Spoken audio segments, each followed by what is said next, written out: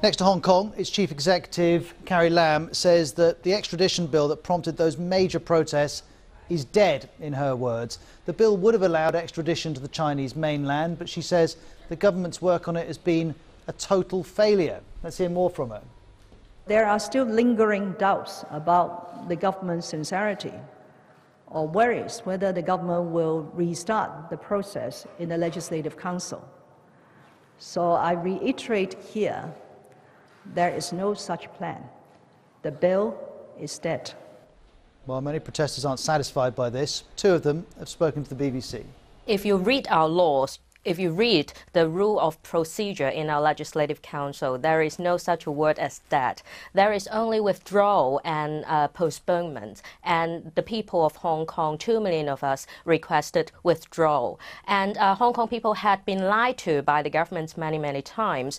And also, we are, for years, in a word plays by government. One single word, they can interpret it into very creative ways. I don't know why it's so difficult for her to utter the word withdraw. Is it face? Or I don't know what it is. And she knows very well that that's what the people, the protesters, are demanding. Well, Lord Patton was the final governor of Hong Kong from 1992 till the end of British colonial rule in 1997. He's welcomed Carrie Lam's statement, but he'd like her to go further. I think it would also help if she was to listen to what was said in a statement by the former Chief Justice of Hong Kong, Andrew Lee, who's a very, very distinguished jurist and public servant, who not only said that it was a good idea to drop the extradition bill, but also called for a full public inquiry into how the demonstrations have gone in the last few weeks and how they've been handled and policed. I think that's very important. She's talked about having a rather narrower inquiry into the demonstrations on the 12th of June, I think it was. I think she should go the whole hog, and I think in those circumstances it would be sensible for people to try to look for an accommodation and try to bring some calm to Hong Kong, which badly needs it. Now remember, Hong Kong's leader isn't directly elected. He or she is selected by a committee mostly made up of pro-Beijing figures. And so far, Beijing's support for Carrie Lam, at least publicly, has been constant. I want to speak to the BBC's China media analyst, Kerry Allen, who's often helping us with these stories. She's live with us now. Kerry, is there any sign that the Chinese position is shifting on Carrie Lam? Yes, definitely. I mean, this language that she's been using today, this was quite striking for Beijing, and Beijing did notice it. I mean, the fact that she mentioned government failures and the bill being dead. I mean, even if there's some cynicism within Hong Kong, this is very, very strong language, and people in China are very much getting the impression now that, well, people in Hong Kong, that she's no longer talking up to Beijing, she's very much talking to the people. So what we've been seeing today are one newspaper, for example, Global Times. It's been sharing this language and saying, you know, she's saying it's dead. And people have been, I mean, there've been thousands of social media users who've seen this language, and they're very surprised about it. I mean, the suggestion that she's now talking to people, I mean, the editor of this newspaper said that she's going to street level politics. He's concerned about what the future of Hong Kong is going to involve. It all feels a bit kind of very rogue and very unexpected for Beijing people. And now there's a lot of people saying, gosh, if she's literally going and talking to these hooligans, it's time for her to step down. Because what they've seen for the past month is her saying, you know, Beijing owns China, Beijing owns Hong Kong, and it owns Hong Kong's politics. So this bill should go ahead. There shouldn't be any suggestion that there should be any compromise whatsoever.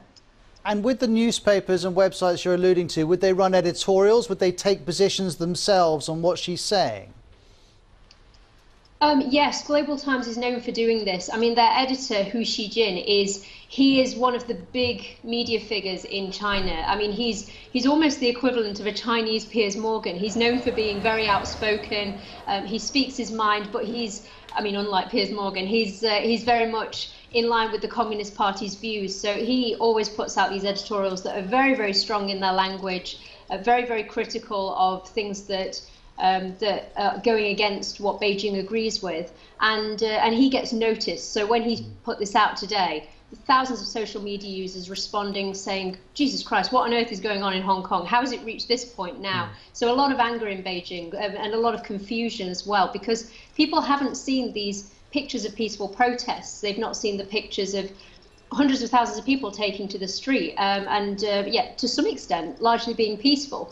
What they've only seen are hand-picked images and videos of violence outside the Legislative Council and attacks on the police. And what they think are it's hooliganism in Hong Kong. They don't see that it's a huge diaspora. There's all sorts happening. So yeah, they've only seen this, and they're wondering why Carrie Lam is negotiating with what they see as student protesters. So they're saying that it's not even people who are largely informed about politicians. It's young people she's talking to, and a lot of old people have actually come forward to local media, and they've been saying all these, all this that's going on with these protesters. It makes me feel unsafe going to work.